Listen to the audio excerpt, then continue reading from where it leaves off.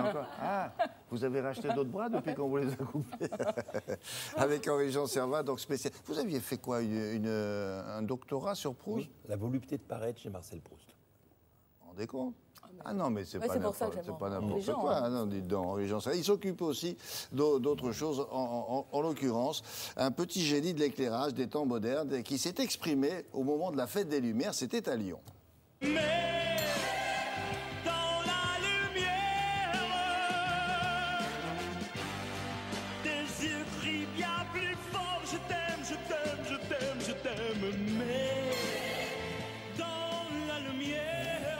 Dans la lumière, effectivement, ça se passait le week-end 8, 9, 10, je crois que c'était ça. Voilà, c'était. Alors, voilà, la fête on appelle ça la fête des Lumières ou la fête des illuminations à Lyon. Oui. Alors pourquoi? Parce que il y a deux origines à cette histoire-là. En 1643, une épidémie à Lyon. On décide de consacrer la ville à la Vierge et de faire des processions. Et 1852, il y a donc 210 ans, qu'est-ce qu'on fait? On construit un sculpteur qui s'appelle Fabiche, fait la fameuse statue de la Vierge sur la colline de Fourvière. Donc les deux événements se combinent un peu dans le souvenir et dans la mémoire des Lyonnais, et ils font une fête des Lumières pour honorer la Vierge.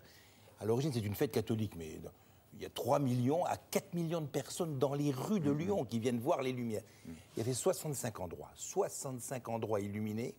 Et on a eu du nez, on a choisi un endroit qui est la cathédrale Saint-Jean, qui date du millénaire, à peu près, qui date des années 1000. Une façade de 35 mètres de haut, et on a trouvé un garçon qui avait choisi, qui s'appelle Damien Fontaine, retenez le nom parce que c'est un prodige absolu. Mais alors, il y a plein d'artistes qui viennent s'exprimer à Lyon. Lui, il ne vient pas avec 250 personnes, c'est un côté artisanal de la chose. Il y a des techniciens, il y a tout un tas de gens différents, et lui, il a illuminé la cathédrale. Et on est resté, il y avait les 65 endroits, les caméras filmées, fixées sur la cathédrale Saint-Jean. Vous allez voir une splendeur, je me demande si vous n'allez pas tomber de votre siège tellement vous allez être ébloui par cette débauche, cette cascade de lumière. Je ne sais pas si je vais tomber de mon siège ou c'est parce que c'est un lancement un peu long. Non, c'est à peine long. C'est tellement beau, c'est une telle splendeur, vous allez voir. Vous regrettez qu'on n'ait pas mieux présenté ni plus longtemps. En avant, cathédrale Saint-Jean. Ah bah il faut ça pour le arrêter. Ah bah voilà. Ah bah tiens, ouais.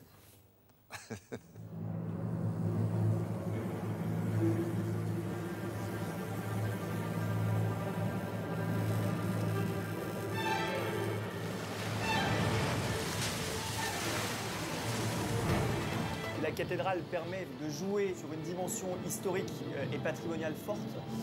Et on a ici, à travers les gargouilles qui vont venir surgir de l'édifice, on a la possibilité de retranscrire une histoire, je dirais à la fois mystérieuse, ésotérique, historique.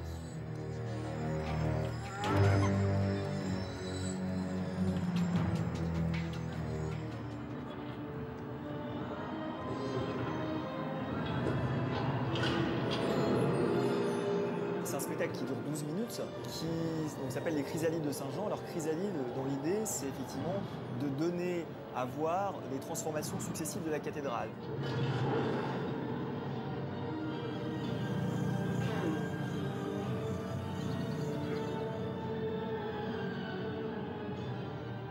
C'est un travail autour du trompe-l'œil, c'est-à-dire qu'on se sert finalement de la matrice architecturale de la cathédrale pour recréer, positionner des illusions d'optique.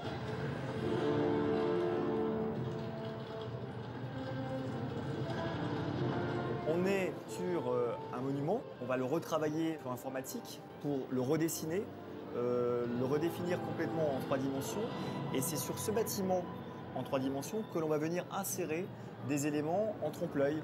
Et c'est en jouant finalement dans un cadre architectural qu'on va vraiment s'exprimer.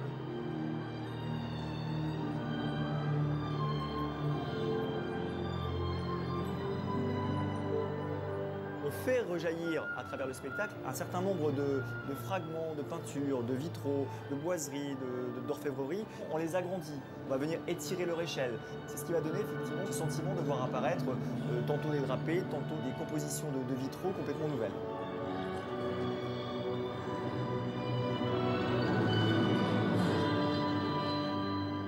On a ici un écran de cinéma. On n'a pas une toile blanche, on a une toile qui est ouvragée, qui est travaillée, qui est accidentée.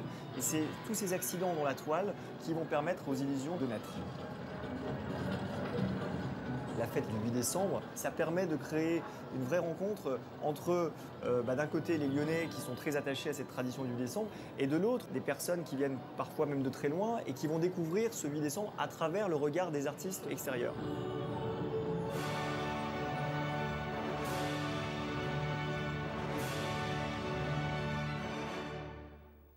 C'est pas vous qui avez rajouté le son, c'est un son et lumière aussi. Ah oui, non, c'est un son. Oui, oui, c'est la musique, c'est d'ailleurs Damien Fontaine qui a fait la musique, qui accompagne de ça.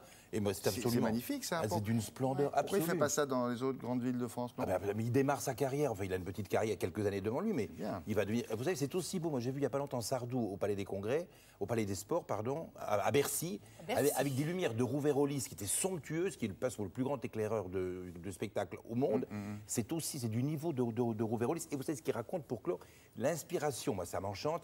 L'inspiration de Damien Fontaine, c'est Robert Hossein. Quand il était gosse, il avait eu le spectacle de Hossein, il a eu envie de faire ça grâce. Et c'est ce qu'il raconte, c'est ce qu'il dit. Alors moi, ça m'enchante quand j'entends ça, bien évidemment. Vive Damien Fontaine, à bientôt. Qu'est-ce qu'il y a?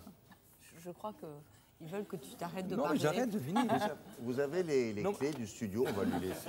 Non, mais attends, on me fait passer en dernier, je dois me taire tout de suite. Non, mais vous savez, comme c'est la fin du monde, on va rester ensemble jusqu'à ce soir. Oh, quel bonheur, quel bonheur, mais non. Mourir ensemble, enfin. Merci beaucoup, madame, monsieur. Moi, je suis pas d'accord. À plus tard. La météo, la voici avec Nathalie Rouet. Nous sommes en décembre, eh ben non.